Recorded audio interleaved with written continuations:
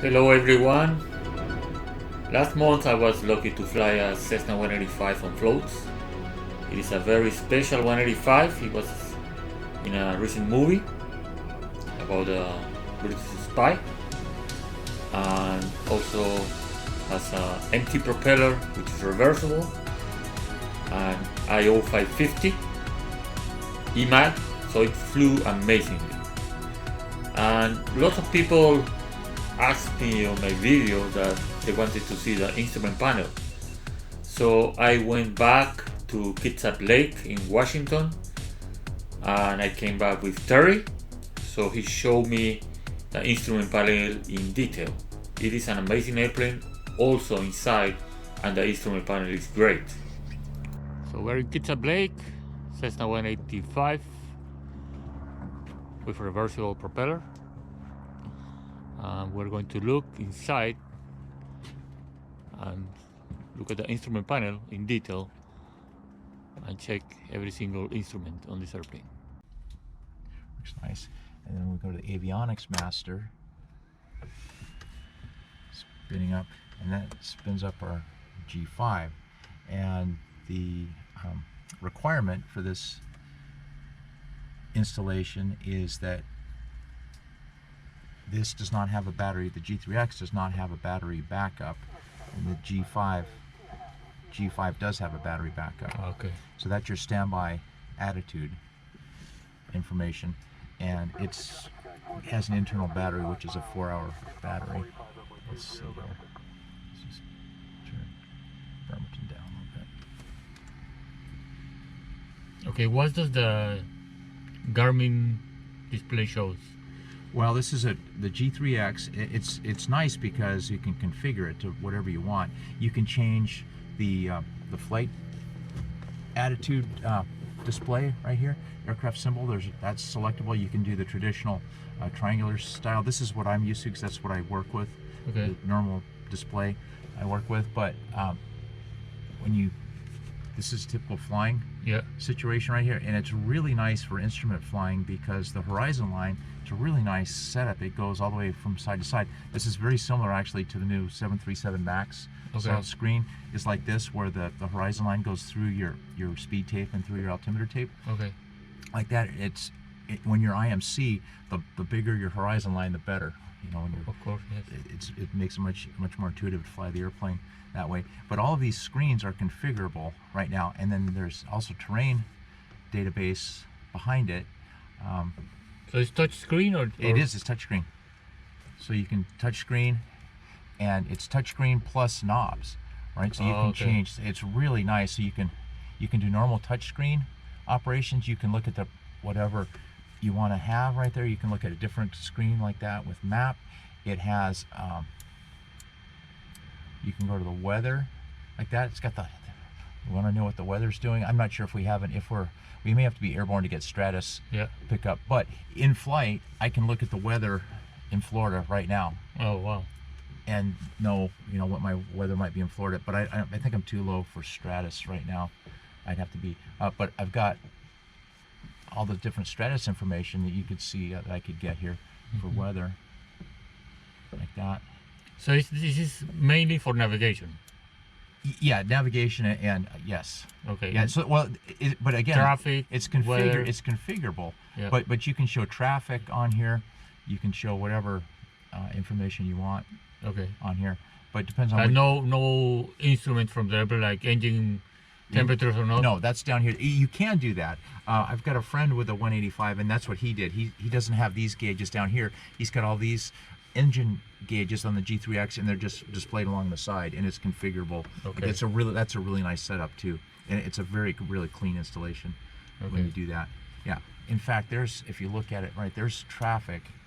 Oh, let's zoom in here. See, there's other aircraft airborne right there. So there's our traffic. So I was talking about the integration of the system. So if you set an altimeter setting on one, they talk to each other. So you set it. It's really nice to do that. You can set your altimeter setting. Set your altimeter setting, and they go back and forth like that, which is really nice. Also, like the flight director, when you put on the autopilot, it shows on both. Okay. So if you were to lose one or the other, you'd still have the similar setup. Yeah, so the G3X, you can also control the radios through the G3X. Oh, okay. You can do touch standby like that. You can enter radio frequencies like that. For example, there's that. It's got the monitor function on this radio, Okay. and that's through the radio. So this is nice since we went with an all Garmin setup. It's all well integrated. Okay. So you can change your radios the old-fashioned way like this. You see it's up here. You can change it. It changes up there, or you can change it. Just type it in directly, or you can take it out of the database. Okay. Because it knows where you are, Okay. and you can take it from there and you can push it from one to the other. Likewise, the transponder is controlled the same way. The radio setup that we chose to go with had to do with what we had before when we bought the airplane and what we didn't have. So we had a Garmin comm radio before. This is just a comm radio. This Yeah. one is a nav and comm. Okay. Right here. So we got this, and since we had these two, what we chose to do is the Garmin has lots of different configurations of this, but what we chose to do was a combination GPS and transponder. Yeah.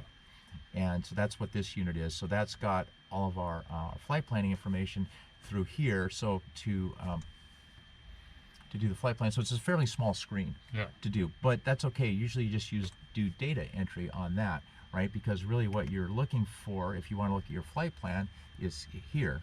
So your flight plan would be showing up here, and you're doing all your map navigation is over here on your G3X. So this is more just the data entry screen and your transponder control. Okay. But that is the WAS GPS source comes from that, which is pushed over to the G3X, which works out really well for that.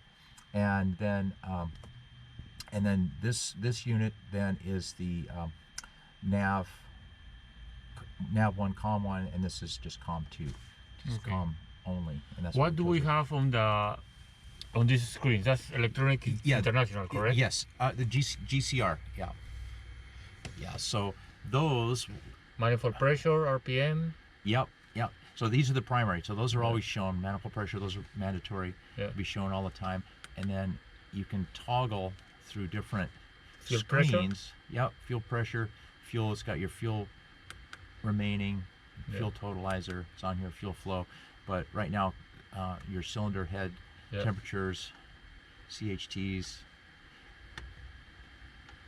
You can do differential, fuel flow, actual. Yeah, and then over here it shows fuel flow. So typically you fly in one of these screens, something like that is what you would probably do. And you have fuel quantity? Yeah, fuel remaining is right there. Okay.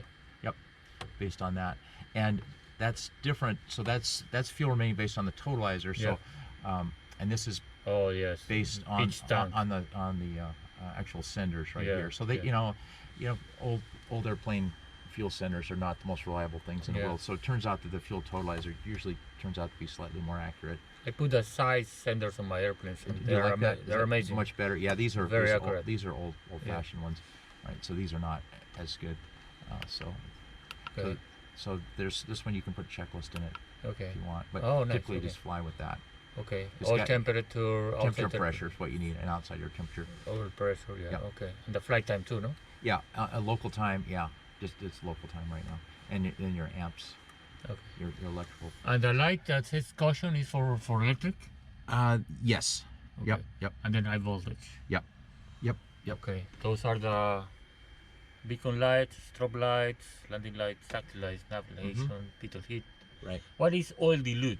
Well, when this airplane came out, it was also made for cold weather operations, and it used to be, and it's disabled now, but it's still part of the, it's still part of the plaque. It's still in the flight manual for it, but it would inject gasoline into the oil to dilute the oil enough so you could do cold weather starts. So when the Canada and Alaska places was really cold, they would do that so to thin the oil. And then I guess what would happen is after you ran the engine for a while, it would boil off that gas that was in your oil. I guess that's what happened. I've never done it, so I don't know. But I think that's how that works. And what is this switch here? This switch is the autopilot disconnect switch. Right here, and the switch behind, if you can see it around the side here, come around this way maybe. So that is the reverse switch for the reversing propeller. Okay, so how does that work? All right, so the reversing propeller, so we have this MT reversing propeller. You saw that on the other video where we're backing the airplane up. The way that works is we have a guarded switch down here that says prop arm. So when you arm that switch, it enables this switch, and there's also an extra pitot input to this, and behind the panel there's a switch that's calibrated for 40 knots.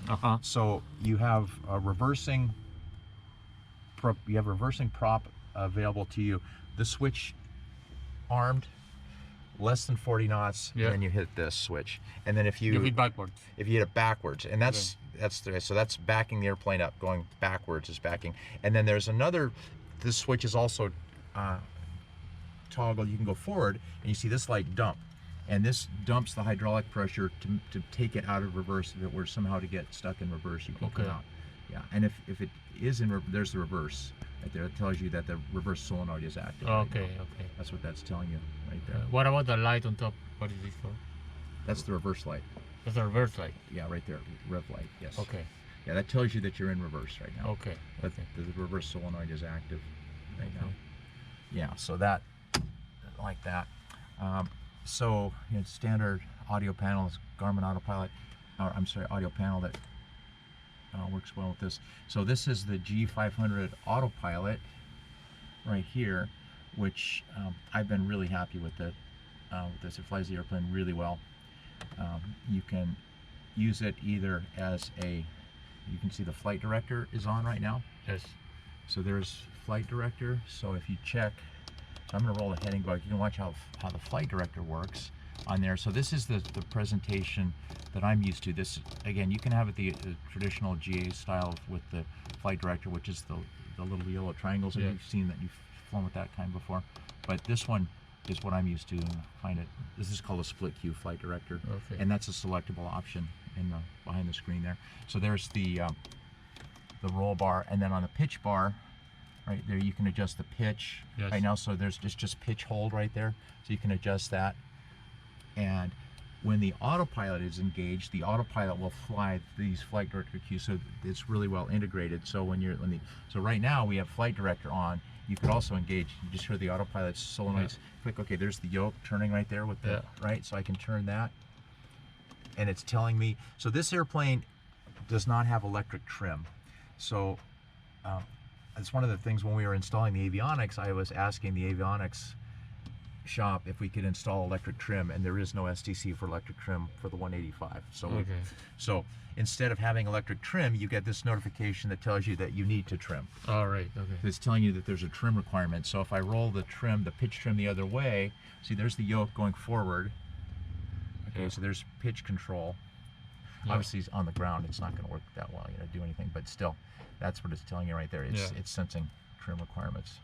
And then here's the autopilot disconnect, and then there's a tone and tell you, and it's giving you a flashing autopilot. But this autopilot works really well. It has multiple modes. It takes a little bit of practice to get used to, but it's very intuitive to use as well. Really nice, dude. So it'll fly a heading. You can make it fly a track hold, and it's right here. I just push track, and it says what track do you want to fly, which one do you want to do. It popped up there. Do you want to do a nav function? Okay, well, where are you going to go? What if you want to do an approach? What kind of approach do you want to do? Okay. And this is the flap lever. Yes. You have 40 degrees of flap. Yes. 10 to 40, and this is the trim. Yep. And that's the nose trim. This is the rudder trim. Rudder trim. Yes, this is rudder trim, and here's the water rudders. Water rudders. So there's water rudders up. Like that. Yes. And you take off with the water rudders up. Yeah, when you go fast, the water rudders are up. So yeah, the water rudders only down when you're doing taxi at low speed on the water. Okay. Cabin heat and cabin air. Yep. ELT control, and and then like I said before, so we put USB. We've got a USB on both sides. Yeah. And we put those in, and we've got the RAM mount for the iPad on one side and for a phone on the other side. What is this? That's just a light dimmer, light rheostat. Okay. And all the float planes has these braces, Yes. Yeah. So that's part of the float kit for an airplane like this. So I guess that would be, so that goes from your leading edge, basically the leading edge of the wing, down to your to the panel to stiffen the airplane. So all the float planes the airplane. stiffens the airplane. All the float planes have that. Okay. For that. And the MT is pretty wide, no? It is. It is. And so it's like an air brake when you pull the power. Oh yeah. Oh yes. Yes. Yeah. It definitely, nice for steep approaches. Yes. Oh yeah. And especially with the 40 degrees flaps, you can you can bring a 185 down really steeply if you want to. And like we were talking about earlier, that MT propeller mates really well with this engine, this IO 550, in that they're both redlined at 2,700 RPM. So when we push the power up for takeoff, we get 2,700 RPM, and you get almost all 300 horsepower from that engine is all usable thrust at the prop, which is really nice. I really like that a lot. Okay, anything you want to add? No, I've been really happy. I just been really happy with the airplane, the avionics. Fantastic cross-country airplane on wheels, like we were talking about before. You know, 1,400-pound useful load airplane that goes 140 knots, and we can pull it back to 11 gallons an hour. So it's pretty hard to beat for a cross-country machine. Okay. Well, thank you very much, Terry. You're very welcome. Yeah, I think this is an amazing airplane, and the instrument panel is pretty nice too. Yeah. So I'm flown it, and it's amazing to fly too. Yeah, it flies pretty nice. Okay, thank you very much. We also have the bubble windows. They are very comfortable, they're great, so you can look down, right down, and there are spacious inside. The other nice thing about the bubble windows is shoulder room. Yes, I have them in my 170. I like them. Beautiful day in Kitsap Lake, Washington. See you guys next time. It is very easy to join, to be a patron of Backcountry 182. Go to the YouTube channel. On the right hand side there is the link, and then it takes you to the patron page. Here you can see all the tiers and what is all about, the support for Backcountry 182 YouTube channel. Also, another way to access the Patreon link is in the description of the video I put in YouTube on Backcountry 182 channel. There is a link for Patreon, so just click on that and it will take you to the page. Thank you for watching, and it would be amazing if you guys are interested and give some support.